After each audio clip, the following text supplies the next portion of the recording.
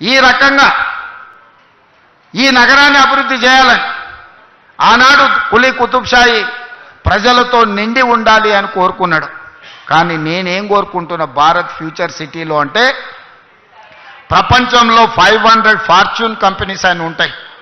అంటే ప్రపంచంలో అత్యంత ఉన్నతమైన అత్యధిక వ్యాపారాన్ని నైపుణ్యాన్ని ప్రదర్శిస్తున్న కంపెనీలను ఫార్చ్యూన్ 500 కంపెనీలు అంటారు. ఫోర్బ్స్ ఇండియా మ్యాగజైన్ లాంటి వీటిని అన్నిటినీ లెక్కగట్టి అన్ని రకాలుగా గొప్ప కంపెనీలను ఫార్చ్యూన్ 500 కంపెనీలు అంటారు. ఇప్పటి వరకు మన నగరంలో 85 మాత్రమే ఉన్నాయి ఆ ఫార్చ్యూన్ 500 కంపెనీలలో. రాబోయే 10 ఏళ్లలో నా లక్ష్యం ఫార్చ్యూన్ 500 కంపెనీలు భారత్ ఫ్యూచర్ సిటీలో ఉండాలి.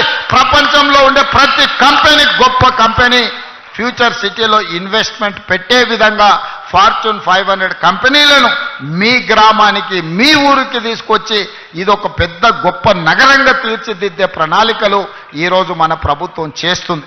అందుకే మిత్రులారా ఇందులో సహకరించండి. చిన్న చిన్న సమస్యలుంటే పరిష్కరించుకుందాం.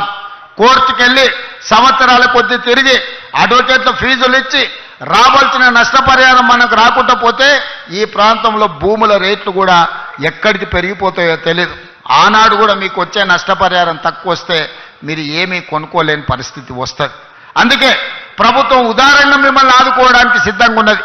మీతో కూర్చొని మాట్లాడుకుందాం. ఎవరో కోర్టేందుకు నేను కూర్చొని మీ సమస్యల్ని పరిష్కరించడానికి సిద్ధంగా ఉన్నా. నేను ఒక మెకానిజాన్ని ఎవాల్యూ చేస్తా. మల్రెడ్డి రంగారెడ్డి గారు కేఎల్ఆర్ గారు సహకరిస్తున్నారు. అదేవిధంగా ఈ ప్రాంతంలో ఉండే ప్రజాప్రతినిధులను కూడా సహకరించమని నేను అడుగుతున్నా. వాళ్ళ సమస్యల్ని పరిష్కరిద్దాం. కోర్టులో చుట్లు తిప్పకండి.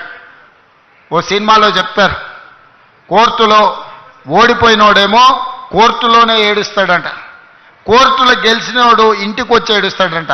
ఎందుకంటే అడ్వకేట్లకు ఇచ్చిన ఫీజులతోని వాని సంసారం మొత్తం దివాలా తీసి వాడు మొత్తం సర్వం కోల్పోతాడు అని. ఓడినోడు కోర్టులో వేస్తాడు, గెలిచినోడు ఇంటికి వచ్చి ఏడుస్తాడు. అట్లనే ఈరోజు మీరు న్యాయవాదులను బతికించడానికో లేకపోతే రాజకీయ పార్టీలు ఉసిగొల్పితే వాళ్ళ చిక్కుల్లో మీరు పడకండి. మీ కేసులను అన్నిటినీ సావధానంగా పరిష్కరించే విధంగా ఈ రంగారెడ్డి జిల్లా కలెక్టర్కు అదేవిధంగా టీజీఐఎస్సి ఎండి అధికారులకు నేను సూచనలు చేస్తున్నా. తక్షణమే వాళ్ళను పిలిచి కూర్చోబెట్టి వాళ్ళతో మాట్లాడి అమ్మికబుల్గా దీన్ని సెటిల్ చేసి వాళ్లకు ఒక పరిష్కార మార్గం చూపించండి అని నేను అధికారులకు ఆదేశిస్తున్నా.